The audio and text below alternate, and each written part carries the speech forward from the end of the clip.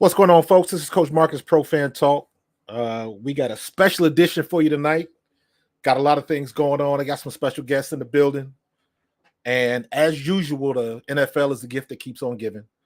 So we're not going to waste no time. I got my man, Barrett Brooks, in the building, former Philadelphia Eagle, Super Bowl 60 champ? No.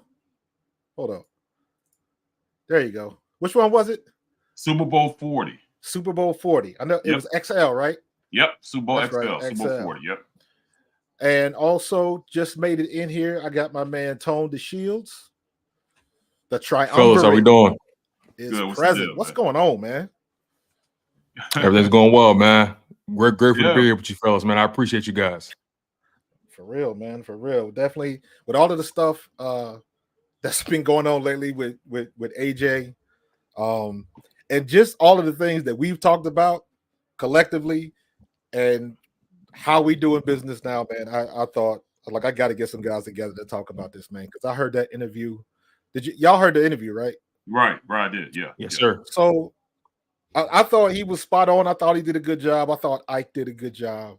The one thing I may have had, not a problem with, but I got to look at it like maybe AJ was used to that Tennessee media being nice and pleasant, because they got a job up here, and Philly don't play, New York don't play. This whole Northeast market is a little bit rough, and maybe it's just something that he's not used to. So, but I heard the interview. I understand what he was saying, because a lot of times, in my opinion, when reporters and journalists and all these social media people, when they get a story, and we're going to talk about this a little later, because I am desperate to find out who this guy named Sources is. We got to find that dude. Oh, good luck with that, man. You know you're not going to find that out, man. Come on, man. Because everybody got sources closest to the situation. And here's my thing. Anybody, any player that's giving somebody on the outside information, that type of detailed information, if the rest of the team found out, that would be a problem. Because then you know problem now. Yeah. You got a snitch in the building. Right. So I don't ever remember having issues like that, but we didn't have to deal with the same stuff, Barrett. We was newspapers and magazines. We didn't have to worry about social media and all of that kind of stuff. That was pre-camera phone, pre-social media. You know, we didn't have all that, and that's the difference. It's probably harder. It's a lot harder to be an athlete these days because of that. Because you have that instant gratification of people knowing exactly what's going on as soon as it happens. Right. You know, I mean, it's not like we had to wait till the next day to see what the results are of games. You know, now you just know right then and there. If you don't, I mean, you could go on and log on the news, or you can watch it on the news, but it's instant gratification these days. So as a player and understanding this is the fourth biggest market in the United States, and it's probably, you know, I wouldn't say probably, I think it's the number one sports-driven city as far as, you know, how they go about their business than any other place. You know, even more so than Boston, even more so than Cali markets, you know, markets in California, even New York. You know, these fans here are different because, number one, they actually, as a fan, I'll say from a fan's point, not even a player's point, we think we pay that player's salary every day. We go to the games, we pay their salary, and that's what they think. So they're very invested, heavily invested in that. You know, I can remember when I was a freshman, a rookie, and me and my family, we learned. We went to this one restaurant down by the stadium. It's right by the stadium, an Italian restaurant, nice restaurant. Used to go there after wins. You know, it was great. Well, one time we went after a loss, and it just happened to be a loss against Dallas. And we go there, and I mean, this nice Italian woman, you know, very nice until we lost to Dallas. Went in the restaurant, and she's cussing, you know, me and my family out in Italian. I'm like, ho. I know she's cussing at me because, number one, some of them cuss words sound like American words. You know, I knew what she was talking about. You know what I mean? Right. Her son came out, you know, ushered her away, and we're all looking like, you know, I mean, I got young kids at the time. I'm like, what's going on, you know? And, you know, the son came out. He was very, very courteous. Said, man, I apologize. You know, this meal's on me. I'm sorry, we don't do things like this. I apologize on her behalf. I said, well, I asked her, well, what did I do? Well, she had bet like 15 grand on the game that we were going to beat Dallas, lost it, and was mad and pissed off at us about it. Man. So it's like, so like fans here are heavily invested in us as athletes in our careers. Now, Tone, you down in the Southwest. You in the Lone Star State. Yeah, so, right now, yeah, for sure. It's definitely different down here. Yeah, how do you see that? What's the vibe down there? It's fascinating, right? I mean, I'm close to a military town, so I'm around all different kinds of people from all different walks of life. Everyone that I'm near is not from Texas, right? You got some people from Florida, some people from the Northeast, some people from the West Coast. It varies, right? But here's the thing. When I think about just the whole dynamic, you guys pretty much touched on it. Today's athlete has essentially more things that they have to manage outside of just their play. And, in my humble opinion, it's tough. And when you're on social media, I'll put it to you this way. These players have not only a responsibility to their team, they got responsibility to their brands, responsibilities to their handlers, their families and all that kind of stuff. And nowadays, because of everything that's going on, players feel compelled to control their own narrative, and more than ever, they're able to do so. With the podcast and guys coming on independent platforms, things like that. So when you think about it from that perspective, I mean, AJ Brown not being used to this market, this is the first time he's been here when things have not gone well, right? And it's a different energy, it's a different vibe. And then when things aren't going well, people start to come up with their narratives and their what ifs and what's going on, all that kind of stuff. And of course, it's shaky ground, and none of it has really been substantiated. But the fact of the matter is, when you're in the Philadelphia market, like Barrett said, Eagles fans, and I'll tell you, I'm one of them. We hold the team to a high standard, but I also believe fans have to hold themselves to a high standard as well, especially when you conduct yourself.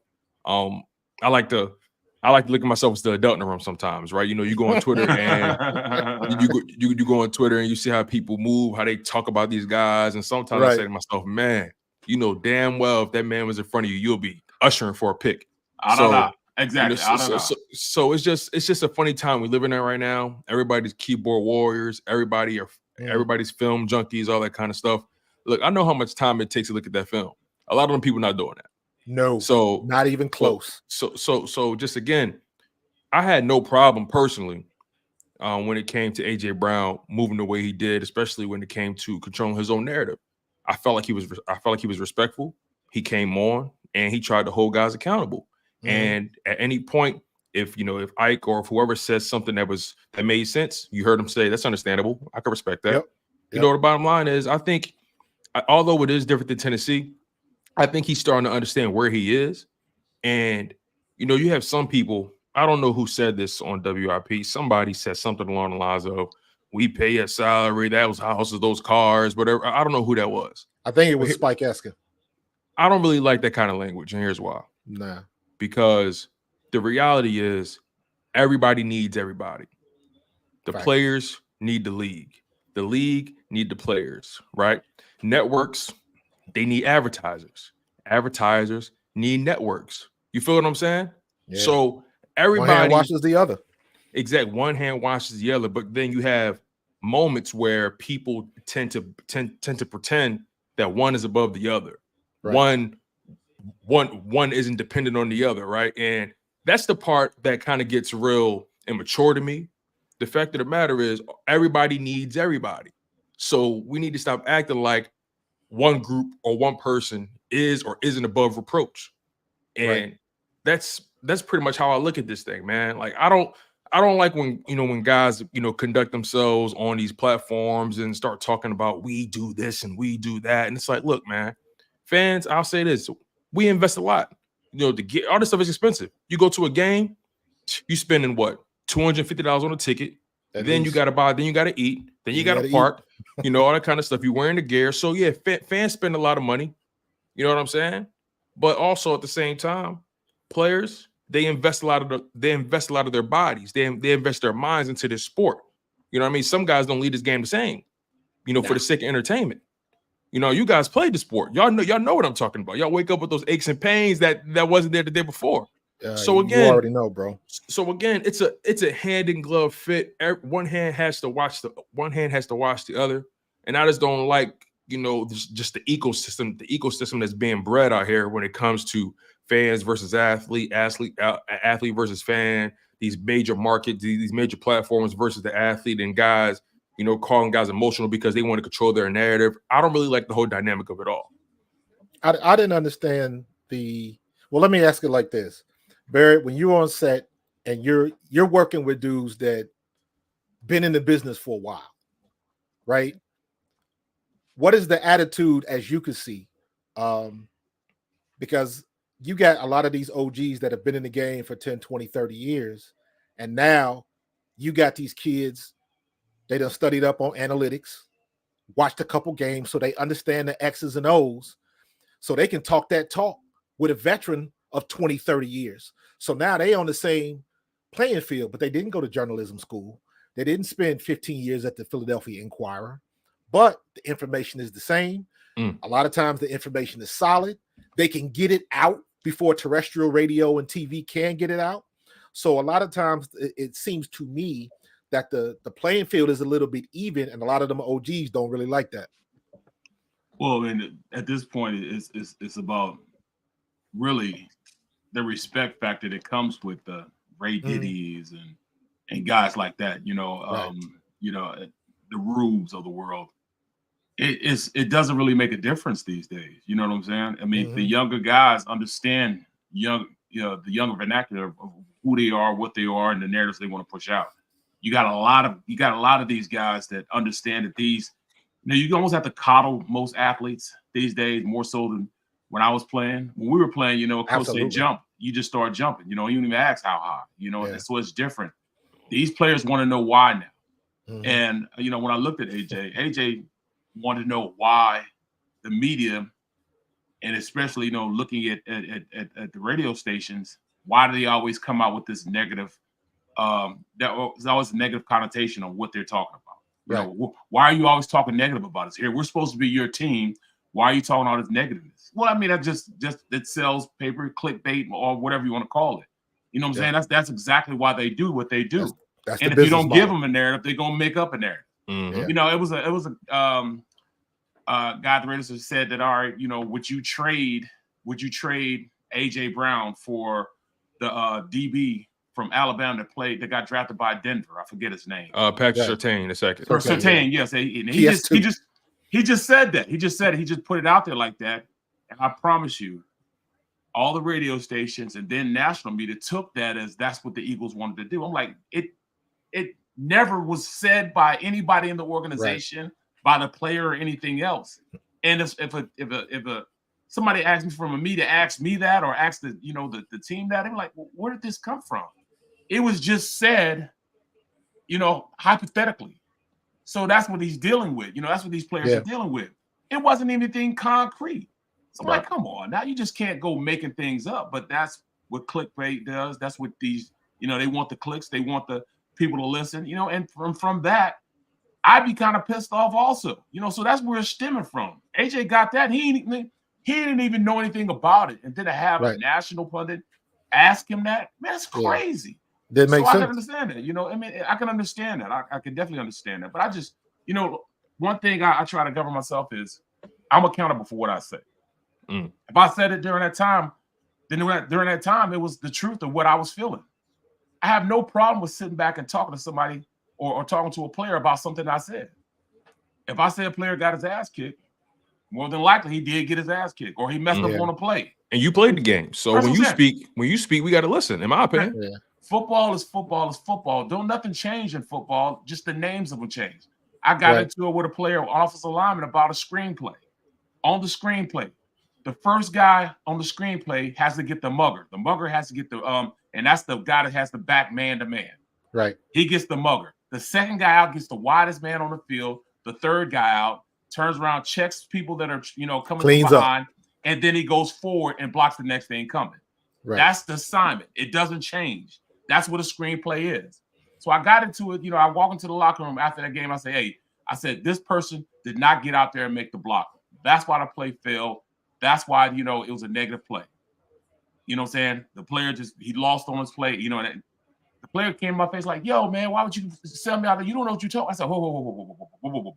First of all, get that bass out your voice. I don't care about you playing or not. You know what I'm saying? Let's get it out. He said, well, what are you talking about? I say, hold on. Football is football. I said, what is your assignment on that play? Oh, you know? I said, I know. I'm going to tell you what the play is. So I went down what I just said. He said, yeah, you're right. But why would you have to put me out on blast like that? I said, bro, I'm just telling the truth.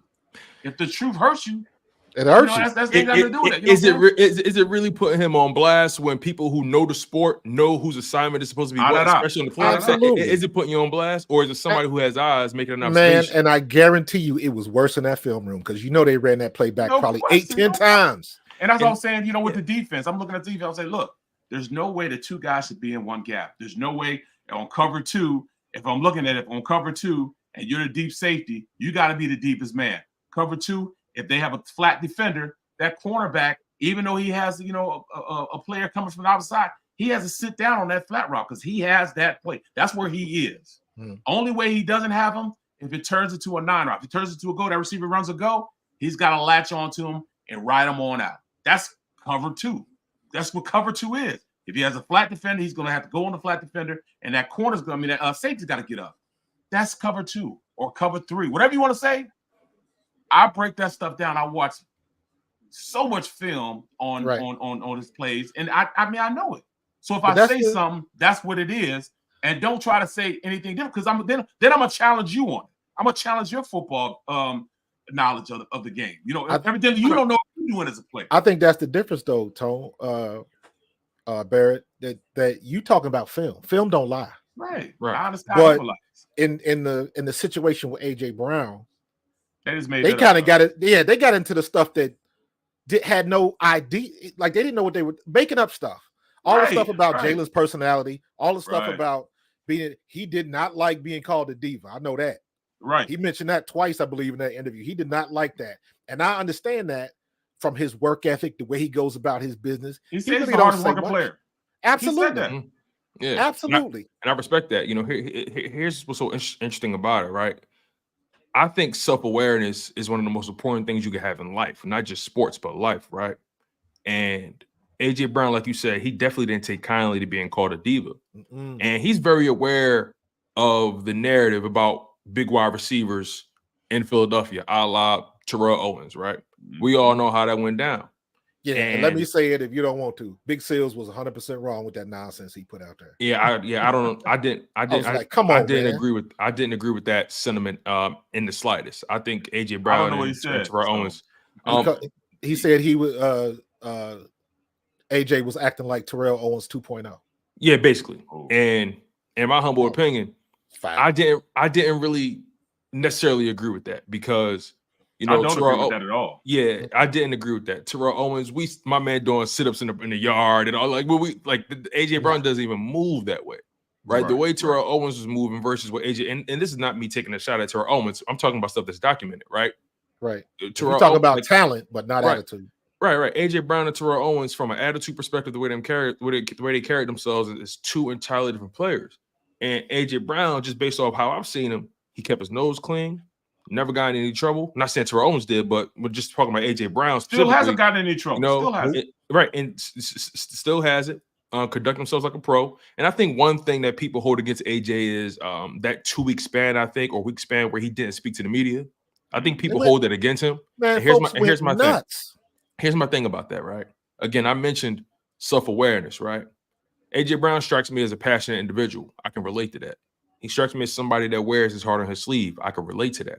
So, again, when he didn't want to give the media a response during that time, he probably said to himself, and again, this is me trying to put two and two together because I relate to those emotions. It's probably better if I don't say anything at all because I know my personality right now. Right. And knowing what's going on in this building, the dysfunction, the unstable nature of what's going on, where we're in a losing streak, all that kind of stuff. If I get in front of that microphone, I might say something that I probably can't take back. Tone, your mama told you that. Tone, your mama and your grandmama and everybody else tell you if you ain't got nothing positive to say, don't say nothing. Exactly. So I respect. So I actually got more respect for somebody again who has that high level of self-awareness to say, you know what, I don't have anything positive to say this week. But listen, he even said to the media, he said, look, not this week, but I promise y'all I'm gonna get with y'all and let y'all know what's going on. I promise we're gonna talk. He took some time to cool off, to collect his thoughts so he can actually give an eloquent response and really give the people, some insight about what's going on. And he did just that. So for me, I looked at it as he conducted himself like a professional instead of conducting himself like somebody who was just, leaking at the mouth. And again, we talk about the balance between these young guys, the new guys like me who never played the game, but we're looking at numbers, we're looking at analytics, we're trying to put 2 and 2 together, we're looking at film, and all of a sudden we become experts, right? Here's the thing. I was taught this very early. When the adults in the room speaking, be quiet and listen. And what I mean by that is, if I'm in the room with a guy like Barrett Brooks and Derek Gunn, one guy played this game over a decade, covered this game over probably 2 decades. I ain't trying to age you, B. Brooks, at all, but you know what I mean? You covered this game, you played this game for a long time, you've been involved with this game most of your life. If I'm in the room with B. Brooks, I'm in the room with D. Gunn, who covered this game for well over 20 years, right? If I'm in a room with guys like that and I have my own opinion and I can insert my own analysis, okay, that's fair. But when they talk, I want to listen, because at the end of the day, they've seen more and they know more. As a matter of fact, they've forgotten more football than I probably know. So again, I can have all the analytics I want in the world, but when the guys that actually, when I'm in the room with a guy that actually played the game, that knows the assignments, that knows gap control and all that kind of stuff, I'm gonna be quiet and listen, because there's no number, there's no math equation that can give me real insight like a person that played the game. So it's about respect. It's about having that balance. So I'm never mad when I hear a player say, listen, I understand you think you know what you know, but let me break it down to you like this. And when you get that insight, be quiet, show a little respect. It's very simple to me, but clearly we're in a different age right now where everybody want to deem themselves as an expert. And I don't really move like that. I like to consider I want to be the dumbest one in the room at all times, because I need to learn something. I'm trying to move forward in this game. You feel what I'm saying? You can't move forward thinking you know everything. There's no math equation. There's no analytic. But Tone, here's the problem with that. In my opinion. Here's the problem with that. That's not what's happening. Right. If that was the purview of all of these people writing these stories, everything that came out about, a schism in the locker room and the locker room being split, none of that stuff would have came out. Somebody had to make that stuff up. And to your point, when you do sit back and AJ Brown says, you know what, I ain't got nothing good to say, so I'm not gonna say nothing. Mm-hmm. And you say, I can respect that. You the 1%. The other 99% got a story to write. Because I've been there. They got to fill in the gaps. You got people, again, Markus, I'm going to cut you off, but the reason that is because you got people acting like they ain't felt those kind of emotions before. Right. They pretend they above certain feelings. They look at it as, hey, you're an athlete. Your job is to talk. Our job is to document it and chronicle this, right? And it's like, okay, yeah, we all got jobs to do, but at the end of the day, this is the people business, right? So, it's fascinating to me, because we in a town where everybody got these cell phones. Everybody has an opportunity to consider themselves an expert. Everybody got this stuff at their fingertips, and nobody is really being held accountable. They don't have to be held accountable, right? Look, I do. That's what I'm saying, and that's the difference between somebody's behind a keyboard and somebody's, it's just face to face. My shop makes me accountable. NBC makes me accountable for what I say.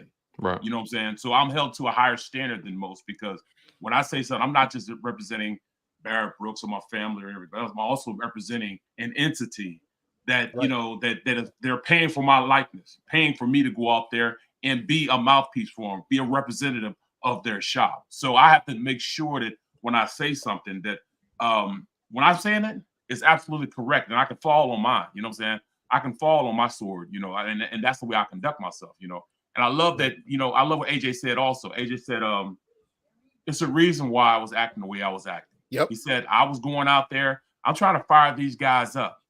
You know what I'm saying? I understand what was going on at that time. And when you see me acting a certain way on the sideline, yes, I'm acting that way because I truly believe that I can make things happen.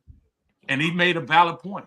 In those 6 games where he had over 125 yards a game, unstoppable. The team was winning. Nobody said a word. So why would you not continue to come to me? Because if you come to me, we're winning. When you stop coming to me, we're losing. So I understand it. I played with wide receivers the same way, from Irvin Fryer to San Antonio Holmes to, you know what I mean? I played with Herman Moore. I mean, I played with great receivers, Donald Driver, you name it. I played with great receivers. And at the end of the day, they want the ball. They feel as though they can help this team win. You get the ball to me, we're going to win. When you stop getting the ball to me, we're losing. So I get it. I understand it. Same thing with Swift. Swift thinking the same thing. He just didn't voice it the way AJ did. But that's you want players like that. You want alphas like that. And that's the biggest. That was the biggest problem with Sirianni in my book. It's like, in clutch situations, you dial up your best play and you get it to your best player. Period. Yep. You win or lose on that. You die on that hill, and I'll take that because you can justify that. And we got away from it. And another thing, when I heard this, I was like, Barry, you'll know what I'm talking about. There's always some. I'm a big proponent of you need balance of personalities in the locker room. Absolutely. You're gonna have a rah-rah guy, and you're gonna have an about business guy. So for every time you got somebody like Slay, you got another person like Hassan Reddick that don't really say much. And when he does Devontae Smith, AJ Brown, same thing. He's about business. So you got a good balance. You need some boisterous people, and you need some people to keep you calm and stuff like that. I don't understand where this narrative came out that that Fletcher Cox had a problem with Jalen's emotions. When I heard that, the way they even put it, I was like, I said, I'm calling BS. Eskin said that. Howard, not Spike. Howard said that. Wow. So is Spike Eskin Howard Eskin's son? Yeah. So he said that. That tells me a lot. He said he came. He had got from a good source. There goes source again. That Fletch wasn't happy with Jalen's emotions, and the first thing I thought of, I was like, first of all, it ain't gonna be no grown man walking up to another grown man talking about, I don't appreciate your emotions. It just don't work that way in the locker room. You know what I'm saying? No. So I'm calling BS on that right away. And you want your quarterback to be his own man. The last thing you want is you want somebody, not just a quarterback, but anybody. You don't want somebody being a rah-rah guy and he's not that, because he'll look fake it in a $3 bill. That's the last thing you want. Fill me in on that, right? Y'all, I'm glad you brought that up, Marcus. Y'all played this game, right? And I'm sure y'all been around the real, and I'm sure y'all seen some fake. How did y'all navigate that in the locker room, right? How did y'all personalities mesh in the locker room? And how did you guys try to get your point across while still maintaining your authenticity? Because again, you can say what you want, but if it's not authentic, if that's not true to you, when people know the real you, it's not gonna come across. So how did y'all balance that? Trying to be leaders, but while still maintaining your level of authenticity. Tone, man. I just come from a biblical standpoint, man. I just come from what, I was raised in the church. My mom didn't play that. My grandma didn't play that. My family the same way. Faith without works is dead. So you could be a rah-rah guy, you can be a quiet guy, whatever it is. If what you're not doing is not equating to making this team better or making, people understand who you are and what you bring to the table, it doesn't make any sense at all. I mean, I had guys, like, people don't know, Randall Cunningham was one of the most faith-driven guys you'll ever know. Mm-hmm. I got that version of Randall Cunningham. A lot of other people got the different version of Randall Cunningham. You know what I'm saying? But then I've also had guys that that led from a totally different way. I had guys that that ran locker rooms totally different. I played with a team I was with the Giants, and it was Strahan's team, and Strahan felt that we was like our third week of camp. We had worked our butts off, and he thought we needed to have a day off. We needed a day off, and we're on our way out to practice. You know what? We ain't doing it today. We're not practicing today. And we had a 2-day plan for that day, past both practices. So no, we're not doing it today. Hey, Michael Barrow, hey, Tiki, hey, let's call it up. Fossil Canada, hey, Strahan, what you doing? I say, hey, coach, we need a day. When we gave it to you for 3 weeks, gave you everything you wanted, we need this day. You know what I'm saying? We had just lost. Previous year we had lost to San Fran in the playoffs. We so we came out working our butts off trying to get back to that level, back to, where we were before we lost them. So he's like, we're done. We're done. Calling it up. Hey, everybody, hey, call it up. And everybody about face. And Fossil's like, guys, come on. Nope. About face, let's go. Michael Barrow, hey, let's go. Not only did we not practice or watch film, he made Fossil take us out to a movie too. You know what I'm saying? So you got players like that. You know what I'm saying? Yeah. You got players like that. So it just really depends on who that player is in that locker room and how they go about leading their team. Yeah. And the flip side of that. Hold up, Tone. No, go ahead, my bad. Go ahead. The flip side of that is, and Barrett, you can attest to this.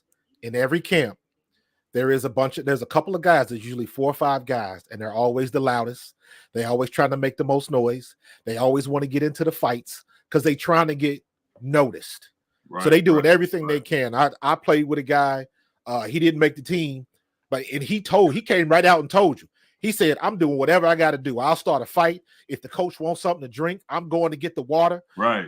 You got people with that attitude. So sometimes people take it as a joke, and sometimes people take it seriously. We had guys that, me being a running back, some of the vets that were there used to tell us the wrong plays. We in rookie camp, and the second and third year vets used to tell us the wrong plays on purpose because we didn't know any better, trying to make us look bad because they knew their job was on the line. So you get people that have earned the respect, like a Strahan, and then you get people that that'll just do you dirty. So you really got to Yep. Exactly. And then you got them people that, and this is, in my opinion, where I think some people on the outside might put Jalen. There's always a guy, don't really drink, don't really smoke, don't really get out with the girls, go to the strip clubs, none of that stuff like that. That's the guy that everybody want to corrupt. Come on, man. Just go to the bar with me real quick. Come on, go to the club with me. I ain't about that. Come on, man. Oh, he don't want to hang with us. He too good for us. He got the contract. Now he don't want to. He was never like that. Never like that. So when people say that, well, Jalen's not opening up to the team, I call BS, because you know what? Every time he step onto the link, he got to get them boys fired up before the game start. And I see that on tape. That's on tape. You see that. Exactly. And I see guys responding. That's the only time that matters. That's the only time that matters. So all of the stuff that the press will bring up about what they think is not getting along in the locker room, or what's not working, or even when somebody launched the BS campaign about what Covey said. Covey had to come out and put his name on it. He was like, I don't know where this is coming from. And you knew the situation with Covey was tight, because Covey ain't never on Twitter. And he came out today, said, hey, man, I don't know where y'all getting this, but this is the best leader I done had. We done sat down and talked. All of the stuff that was written was refuted. Shut it down immediately. So, like, now what's next? Now what are you going to make up? So there's nowhere to go with it. And the last thing you want to do is, you don't want the leader of the ship, the guy that's driving the ship, not being true to himself. That's a problem. Here's something that's interesting to me real quick about the Covey part. Now then I want to pivot to something, because I got a question for y'all. Covey, I feel like there was a moment where he kind of put his foot in his mouth, and it got used against him. I think he was on a podcast at the Super Bowl or something like that. Mm-hmm. And I think he mentioned, the situation with, there was a disconnect between player and coach. That's basically what he was saying. And things kind of got tight. Nobody was really on the same page. And that kind of leads me to, my question with you guys, right? When it comes, because me personally, I'll preface it with this. I have nothing to substantiate this. I want to make this very clear. Nothing to substantiate it. But I will say this, just based off what I've seen, and this is what I want players like you guys to check me on this, right? Let me know if I'm off, let me know if I'm out of line, right? Just from an onlooker, to me, it looked like Nick Sirianni lost control of that locker room. To me, it looked like he had a hard time getting guys ready to go. That's just how it looked, right? So you guys being former players, I want to know what you guys saw in that regard, because that's a rumor, that's a thread that's been permeating throughout the whole season. I want to know how you guys respond to that, and also speak on that balance between, player accountability versus accountability from the coaches. You gotta look at the situation as, I've been in some locker rooms Or no, I've been in some film rooms where we go over game plan, and then as soon as we leave the meeting, we all looking at each other, shaking our heads. So, Right. so when I see AJ Brown on the field after a bubble screen, after another bubble screen, Mhm. and he's shaking his head, I know what he wants to say, but he can't say it. So to your point, Tone, he did right. He didn't put anybody on blast. The flip side of that is I believe in what he said about Nick Sirianni, about them trying to take control and calling some things on his own. They freelanced a little bit, I believe, is what he said. Yeah, Seattle. Right. But what makes you want to freelance? Because what you seeing on film ain't working. What you You're not trusting what you're being told. Correct. And you can always see that on film. You can always see that on film. So if the players are looking at you like, why are we running this stuff? And the coaches aren't willing to change, you get what you get. You're right. I mean, I think I come from two different points of view with that. Okay. I come from the coaching view first. From the coaching view, and as a player, looking at that coaching staff, it was a very young coaching staff, right? Younger than I've ever seen. You know what I mean? Like they had guys there that didn't have a lot or any NFL experience. And not to say that you need NFL experience, but when you have a guy that's been coaching in the NFL at the NFL level for more than 1 or 2, maybe 3 years, and you got a guy like Kevin Barrett who's been in 6 or 7 years, it's hard for you to tell me how to do something when you really don't know what you're talking about. You really don't know what it is to be in that position. So I understand that. You know, it's a young coaching staff. So what did? They brought in a guy, not the guy that you know is taking the system and because they heard the system. No, they got the guy that made this system up in Vic Fangio. Right. You know what I'm saying? He's the orchestrator of this new defense that they're running. So when you got a guy now that's going to teach these younger guys how to play the game, it's going to be easier for them now to play the game. You'll see a different intensity on the players out there, because I tell people all the time, this year I saw guys thinking instead of guys playing. Right. And when you think, you're 3 steps behind. Yep. And when you're 3 steps behind, that's when big plays happen. With 3 steps behind, that's why you have 2 and 3 guys in the same gap. So I didn't think they were well coached in the aspect that, all right, this is what you do, and that's how you do it. So I think that's a lot when you heard Kevin Byard say, well, we want to be more instrumental in the game plan and putting it together. So I get that.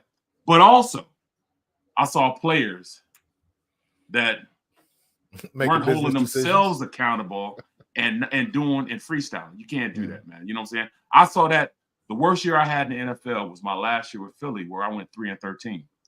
And it got to a point where, number one, we had our offensive coordinator, Dana Bible.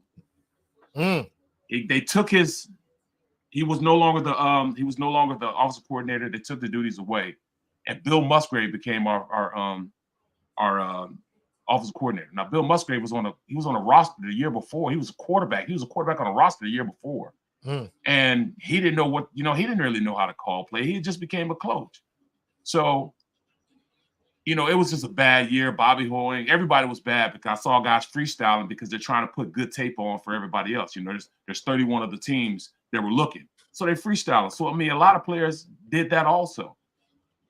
You can't put your head in the game and be a guy that's going to freestyle if you didn't do it before. I can see if they did it last year when they were in the Super Bowl run, and that could, you know, all right, we did this when we were winning the Super Bowl. That's not what they did, or they were in the Super Bowl.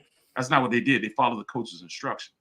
Well, you know, the thing about success is when you're that successful, other teams want a little bit of that success, so they came and cherry picked all the coaches, which left them with a bare cupboard. Now they had to replace them with guys that just weren't ready to be those type of coaches.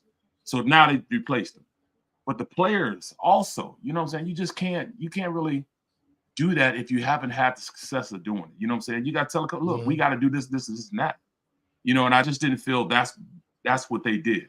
They didn't trust the coaches.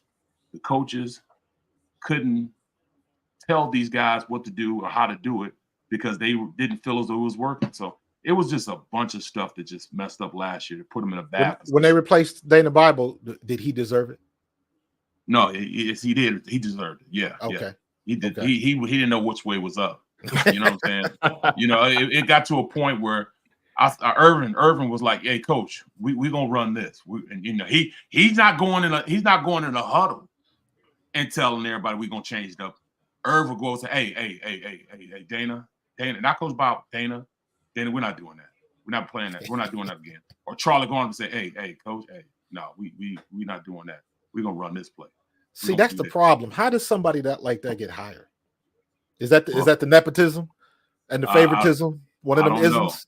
I don't know what that was, but I just know it led to a 3-13 record. You know what I'm saying? And it wasn't like we had a bad team either. You know, we had a pretty good team. B-Dog, you know, Big Trey. We had some ballers. Willie T. We had some ballers on the team. Irvin Fryer. We had a squad, man. We just didn't. It's hard. It's hard when you don't have that same message. That's why culture is so important in the locker room. You got to have the culture, because when you have the culture, everything can virtually take care of itself, because you know you police yourselves and everything else. I think the inmates started running the asylum. When that happens, it's really tough to stop, you know, the bleeding. It's really hard to stop the bleeding. I'll give Sirianni a little bit of credit, because he at least fostered that loyalty in that locker room. With the pillar that goes guy. a long way. That goes a long way, because the BGs, the Fletchers, and they had every opportunity, and probably rightfully so, to throw him under the bus. Absolutely. And they could have got him out of there if it was like that. So Kelsey, all those guys. And every coach cannot do that. Every coach cannot do that. And I'm always going back to the guys that played right before I got in the league, right before the 90s. I'm looking at Parcells, and I'm looking at even Tom Coughlin and Jimmy Johnson and guys like that were very hard on their players. But they fostered some of the most loyal players. Parcells was known for everywhere he went, he brought his guys with him, and everywhere he went, he won. And Barrett, we talked, Tone, all three of us talked together, and we talked about the problems on the Eagles' offense were not that complicated. Nope. And it was amazing how they couldn't pick up a blitz, they couldn't get off them daggone bubble screens, and they stopped going to AJ Brown for whatever reason. And I think that's why I look at Nick Sirianni sideways, man, because you know, one thing that really rubbed me the wrong way was his notion that, hey, you know, we did this last year, so we just wanted to double down on what we did last year. And my thing is, hold on, wait, time's out. You mean to tell me you didn't change not one thing from last year? And it looked like that, right? But here's the thing. When you are a team that went on that run, made it to the Super Bowl, everybody is watching you at your best. Everybody is seeing you guys operating at a high frequency. You don't think they studying you? You don't think they coming up with game plans to counteract what Jalen Hurts is doing in that RPO? You guys like Nick Sirianni, like there was a certain level of, and I was shocked. I'm shocked that I'm even saying this, but there was a certain level of ignorance that he had in his position. Right. And I'm saying to myself, hold on again. I know I ain't played this game on this level. I know I'm not in those locker rooms. But one thing I know for damn sure, if I work for a company, they not telling us to do the same thing we did last year if we're trying to yield greater results. Right. That's just not how that works. So when you see this team, and again, it's so funny, that 10-1 record we saw, they got to that based off of, in my humble opinion, they got the 10-1 off sheer talent, because AJ Brown even said it in the. I think he won better than that. We got games. I'll finish with this. In the AJ Brown interview, you know, with Ike was saying, you know, you guys were playing like one of the best teams at 10-1, and then y'all fell off. AJ was like, hold on, wait. Yeah, we was 10-1, but we was not playing like the best team. We was hanging on by a thread. You know what I'm saying? We was getting by the skin of our teeth. So when you hear him say that, and you think about the talent base on offense and how the defense was kind of, you know, touch and go, you got to say to yourself, okay, what contributions was Nick Sirianni providing? What wrinkles was he providing, right? Again, that was a 7-8 game skid. That's not by accident. And that's why I say to myself, how much trust, how much respect does he really have in that locker room? Because he couldn't stop this league over an 8-week span. That's half the season, you guys. And again, I lean on your expertise. 8 weeks is a long time for you not to have no answers. And this front office, the ownership group, when they saw that, I think that's why this coaching staff got gutted and then reconstructed the way it was, because you can't figure out an 8-week skid. That's a problem. Well, let me give you my let me say, this is what I think. And this is just me just thinking. Right. Sometimes you walk, I'll just put it, all right, I'll put it on me first. When I played for the Steelers, we would win the game by just walking on the field. You know what I'm saying? By walking on the field, we just win the game. People y'all are were like, that oh my good God. that year. Oh, it's the Steelers. You know what I'm saying? The Steelers. You know what I'm saying? We're a physical team. We're the Steelers. And we win, almost by default because of who we were. And I think it kind of carried over with this Eagles team. This Eagles team was a physical team the year they went to the Super Bowl. They ran the ball the way they wanted to run the ball. They would get up on teams in the first half, run the ball in the second half, and just dominate. Well, they went into this year with that same mindset, that same way of thinking. But then there was a kink in the armor. And it started off in the beginning of the year where, even the first game, where Belichick was, you know what? We're just going to blitz this guy. We're going to hit him in the mouth. We're going to see how physical they are. They still won the game. Right. But it's like, oh, okay, then, they might not be as good as they think they are. So as the team, went on and he got to a 10-1, it was more so the 49ers came with the game plan. You know what? We're not going to sugarcoat anything. We're not going to do anything fancy. We're just going to hit these guys in the mouth. Hit them in the mouth. Made them bleed, made them taste their own blood. And from that point on, they controlled the game. Well, everybody else saw that game plan and started doing the same thing, hitting the Eagles in the mouth. And they had no counter to that. And that's why this team, Eagles used to be a physical team. They're not a physical team anymore. I can't say that they are until they get back to that physicality. And I think it has a lot to do with how they prepare. They don't prepare physical. You know what I'm saying?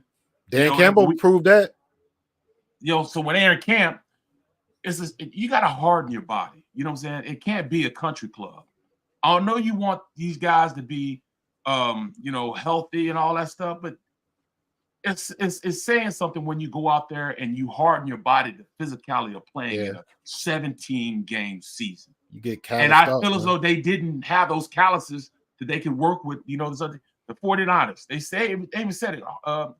Hargrave said, "Look, you guys practice hard. We didn't practice hard." Or no, he said physical. We didn't have physical practice. We practiced hard, but they weren't physical. It's the difference between practice hard and practice physical. There were times where we would practice. When I was with the Steelers, we would practice, and we didn't even have pads on. We'd be going full speed. And the coach would have to tell us, look, you guys better stop practicing like this, or I'm going to send you in. Yeah, keep the guys off the ground. Right. You know what I'm saying? You guys are hitting too hard. You don't have any pads on. Slow down. Yep. The reason why we practice like that, because that's the only thing we know, fast and physical. So when we got on the field against the team, we already knew we already practiced against the best team in the NFL. I knew I was going against the best defensive end in the league. I know I'm going against Joey Porter, so I'm fighting him. I know I'm going against, Troy Polamalu is going against Ben Roethlisberger, the best safety in the field. We practice against the best. That way, we already knew we already played against the best during the week. Now I'm going into this game. These guys ain't nothing, and that's the mindset you have to have. You got to be physical. They got to get back to the physicality of playing Eagles football, and until they get that mindset back, it'll be all for naught. You know what I'm saying? I want everybody to go to Stoutland University. You know what I'm saying? So they can get that physicality, get tough again. Because I don't feel as though they were tough. And I would say that to a player in their face. You know what I'm saying? You can practice fast, but if it's not physical, fast, it's all for naught. Nah, man. They put them Halo helmets on, man. They don't do nothing, man. When I heard they was done with practice in like less than an hour and a half, I was like, yeah. It's going to be our first 4 to 5 games are going to be our preseason because we ain't going to be able to tackle, and we never learned how to tackle. And then you had the entire year. No, and I still laugh at that stuff. I was on another thing with Seth the other day, and we laughed with that whole Slay situation, him telling us our generation didn't know how to tackle. And it's like, you must be kidding me. Like, y'all can't make a tackle to save y'all life. And even when you do make a tackle, you ain't got no technique because you put your head down, give your own self concussion. Like, y'all don't know what y'all doing. But to Barrett's point, they did not practice it. Dan Campbell set the blueprint. So it'll be interesting to see what happens in camp next year. Because Dan Campbell, they worked in camp. They showed that whatever that video was from. Was that Hard Knocks? That he was on there. He was playing with the guys. He's like, you got to trust me. I know what you going through. I've been there. You got to trust me. You got to learn how to tackle, and you got to be a physical football team. He set the tone, and that's what I don't know if Sirianni can do yet. No, I believe he can. Yes, he's emotional, but can he set that physical tone? He's going to have to. Do y'all think he can? Do y'all think he can? Because I think what we all can agree on is right now trust is wavering. Right, some guys trust him, some guys don't. Do y'all think he's been put in a position to earn that trust back by the organization? Let's think about all the moves they made from a coaching perspective. You know, they gutted his staff, they replaced him with all these guys with experience, they replaced the staff with guys with more experience than him, right? Do you think the organization has put him in a position to regain that trust of his players? Yeah, it streamline it. Streamline that question. Winning cures everything. Yeah. So you got the best coaches, you got the defensive coordinator, to Barrett's point, that you wanted. You ain't got the man sitting next to the man. You got the man. You don't have disciples. You got the guy. Even when he's not the one in control, because again, you know, you see in these conversations, in these press conferences, they asking this man straight up, what does he do here? What kind of position is that to put your coach in? But you know what? I understand that, but bro, this first of all, this is that new wave stuff that they have. Mm-hmm. Coaches coming in, head coaches calling the plays. Mm-hmm. This is the new wave stuff. You know what I'm saying? That's not how when I played, the head coach was the head coach. He was the CEO. And he would coach his coordinators, and his coordinators would then coach their guys to coach the kid, you know, coach the players. Because I mean that's we act like it's something that's, you know, that's no, new. It's exactly how football has always been. Head coaches will sit back, and if you messed up, they get on you. So I mean, I don't mind that at all. You know what I'm saying? Can he come out there and get this team playing physical? Yes, he's a new wave guy. He understands these young guys. Mm-hmm. But he's got to get them back with that physicality of playing. You know, even in Jalen's game, say what you want to say. I think Jalen thought more of being available as opposed to being the Jalen Hurts that we saw in that Super Bowl year. Right. You've got to have that intangibles that he didn't use that he used when he was going to get the money. Put them intangibles back into play. You know what I'm saying? Use his legs, use his arm. We used to think that those intangibles were bad words. Intangibles meaning leadership qualities. Mm-hmm. Him showing you better than he could tell you. Him using his legs as a dual threat quarterback. Those are the things that got to play. Those are the things that made this team explosive. And when teams found out he was not going to run, he was going to sit in that pocket, they teed off and sit the blitz. And that was the problem that they had. Here's the thing real quick, right? It's funny you say that. In last year, they asked him about his game, right? And he coined this, right? You know, he said, I consider myself to be a triple threat, right? The running, the passing, and the decision making. That was in 2022. Yep. In 2023, you didn't see that triple threat. Right. The running, you know, the running part of it wasn't a factor, and he wasn't making good decisions, right? Granted, the accuracy didn't really fall off. In 2022, completed 66% of the passes. 2023 completed 65% of the passes. The accuracy didn't necessarily fall off, but the decision making did. The RPO nature of his game did. Right? They ran significantly less RPOs this year versus last year. Right? I want to say about 30% of, you know, as a matter of fact, I want to run this by y'all because I think this is so important when it comes to Jalen Hurts' game because it goes right into what Barrett was saying. The fact that he has to get back to playing his brand of football. Listen to this. In 2022, 58% of Jalen Hurts' passing yards came by way of the RPO or the play action. 58% of his passing yards. That's nearly 60%. Yep. In 2023, only 29% of Jalen Hurts' passing yards came by way of the RPO and the play action. That's damn near a 30% decrease in production in the passing game. That tells me either the league caught on to what they were doing with the RPO, or the team, which is actually documented, that they ran less RPOs and didn't put them in a position to succeed. I think it's both of those things. We didn't run the RPO, and because you got to remember, the first 8 games he was hurt. Right, and here's the thing. He knew he wasn't running, and on top of that, and this is my little personal irritation with the Eagles, we talked all of that smack about DeAndre Swift and didn't even use him like. I'm glad you said that. And had 1,000 yards too, and still had 2 years in a row. 2 years in a row. What's vital for your RPO game and your play action to work? You got to have a legitimate running game. Running back. So you can throw the ball to. And they didn't have, in my opinion, that legitimate running game. They thought, just how they did in 22, they thought they could just flip that switch and the running game would turn on. Yep. And the fact of the matter is it did. Because they didn't have a physical enough back, in my opinion. I like Swift's game, but I think they need more physicality back there. They need somebody that runs with a little bit more power. I might have to say, it didn't matter who you have back there running the rock. Just run the ball consistently. When you have an offensive line like that, when you got one guy on one side is 380 pounds, 6'8", and the other guy is 6'6", 360 pounds. Right. You should run the ball left all day and twice on Sunday. So you think it was simply a lack of commitment by the organization to the running game? It's definitely a lack of commitment. It's definitely a lack of commitment. You look at a lot of DeAndre Swift's big plays, the ones with his chunk plays, like they like to call them. They came to the left side. Yeah, but a lot of those plays they bounced. Yep. Rarely was he hitting, off the guard in the guard tackle gap. Rarely was he hitting that and getting 5, 10, and 15 yards. Usually he was being a running back and he was fast enough where he could bounce, make somebody miss, and then make something happen. Rarely were they giving him a read play off tackle. And you guys already know what my thing is. Why we always running somebody out of gun formation. They never wanted to put him in ace. They never wanted to put Jalen under center. And that helps everything. Because the minute the quarterback reverses out, and stick that ball out, the linebackers are going to run. They're going to follow that ball. That sets up the blocks for the offensive lineman, and that gives the running back lanes to read. You cannot do that going east and west. You can't do it. Man, you got one of the best centers in the league who will call it. He calls the defense out himself. He'll call, all right, I want you to tag block this. Block down, I'll pull around, I'll get that linebacker. He's the best, best in the business level, And I also think, like with Jason Sink said, bro, there was no check down. No. We didn't use him at all in that check down. It was, bow out and start running.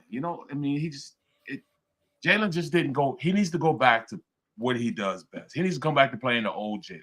And that's playing a physical brand of football and using those intangibles.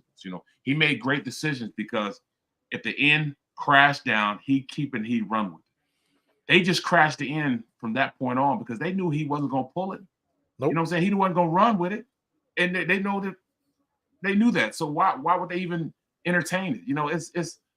This is one of the, put it like this. Defensive coordinators get paid millions of dollars to stop things like that. Ask Chip Kelly.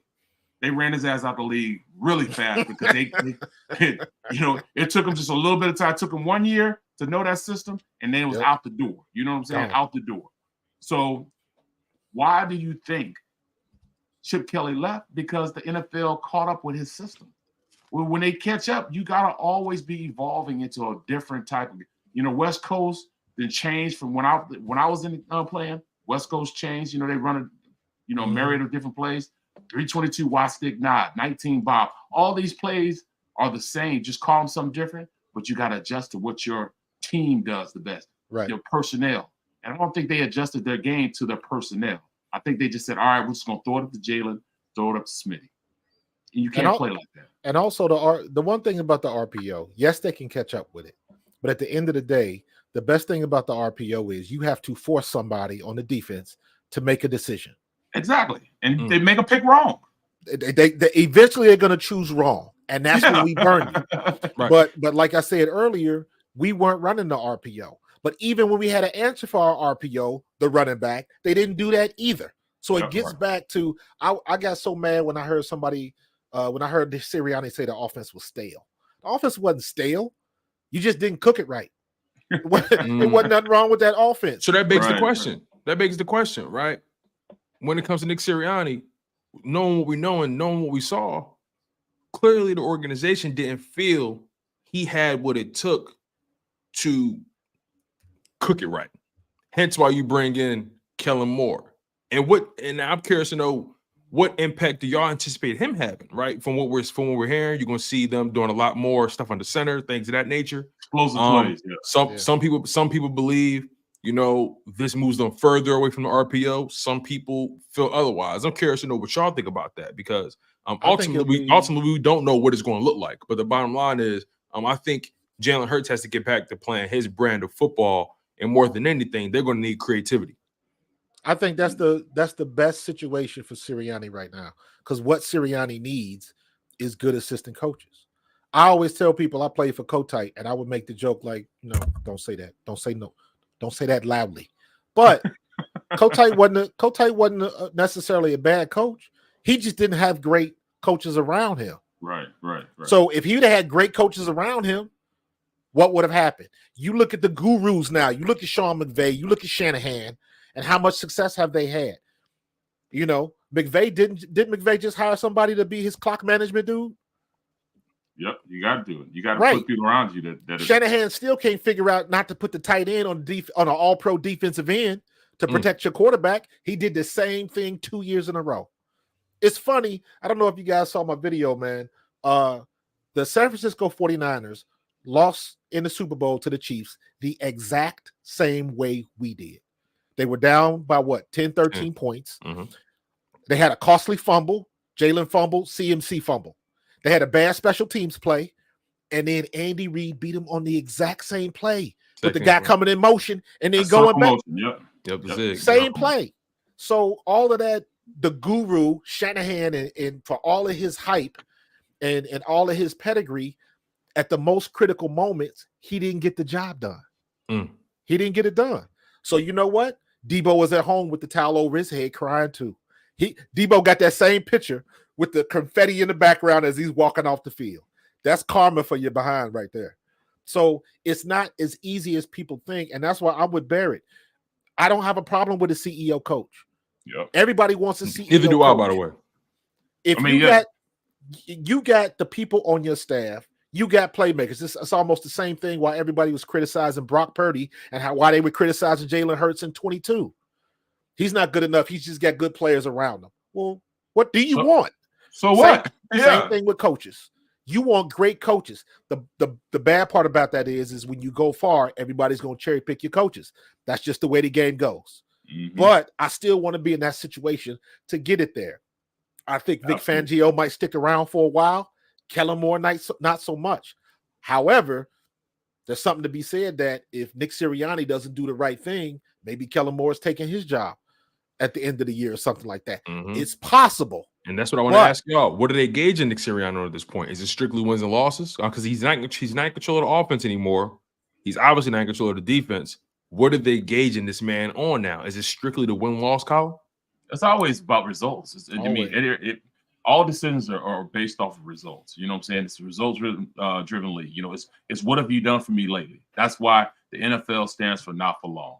Yeah. You got to go out there and perform, and I mean, these coaches know that, you know what I'm saying? That's why their kids are the same as players' kids. They go to several different schools through their lifetime because these coaches move and play musical chairs just like the players do. He'll be judged on what his record is, how far they take him. And as far as Kellen Moore and the offense, I mean, he's got to make sure he makes things happen. Now, I mean, what is he going to run? Well, hopefully he runs stuff, a little bit of motion, create some matchups with number counts, I mean, can you imagine? Oh, you got muted, Barrett. Oh no, we lost you, Barrett. Yeah, we lost your audio. We lost your sound. We good? Yeah, we got you back. All right. Can you imagine this? Having Smitty. It's hard enough to try to reroute Smitty or have him run these routes, finish these routes when he's on the line of scrimmage. You know what I'm saying? They can't even guard him when he's on the line of scrimmage. He's always running away from somebody and creating separation. Imagine you putting this young man in motion where you can't put your hands on him and him running scot-free because he's been in motion going from one side of the field to the other side of the field. Or even A.J. Brown. They're going to always bracket him. But, all right, they're going to bracket him. And it was easy to bracket him last year because he's going to be right there and he's going to stay right there. Imagine him going into short motion. Have him, run minus splits. Minus splits is when you get a receiver, he runs closer to where the offensive line is. That way he has a three-way go. He can go inside, outside, or straight up. when you're out there wide, you can either go inside, you can go up. That's all you can really do.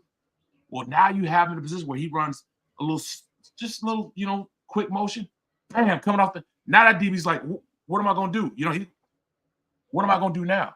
Joe's little things like that will kill defenses because now you can't put your hands on those guys. Now it's harder to call things. I mean, we never even used Dallas Goedert.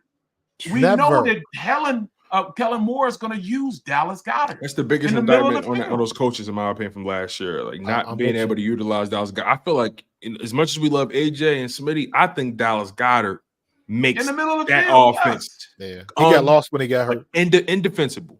Because he was starting to get it figured out, but then he got hurt. I was like you said, but I think Dallas Goedert, he's arguably, in my opinion, one of the most valuable pieces on that offense because I think he makes that offense completely indefensible. Let me be honest with you. I am so happy they re-signed Albert O, because I think that kid is a player. I'm sorry, that kid, as fast and as big as that kid is, and the way he can catch the ball, I think he's a stud back there. And we wasted him. I think he's better than Stoll and Calcaterra. Yeah. But they just, whatever reason that offense, they just didn't want to do it. It's the same stuff, man. We complained about the Super Bowl year. We were complaining about the same stuff as this past year. We complained about not going in motion. We complained about the lack of check downs and the lack of turning throwing the ball to the running backs. And we complained about them damn bubble screens. And that's the same thing we got the next year.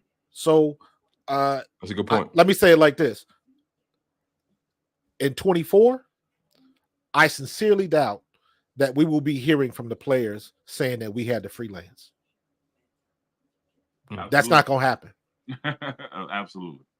And plus, I think Kellen Moore, tell me where Kellen Moore has been where he had weapons at every position on the offense. Even when he was in Dallas and they had that Dak had that 4,700 yard year. Yeah, it's pretty good guys. They had Cooper, Lamb at the time. I think Gallup when he was healthy. But they didn't have Pollard. Was the tight end as good as we? They had matching pieces, but I think across the board, I think we got better players than that year. Right.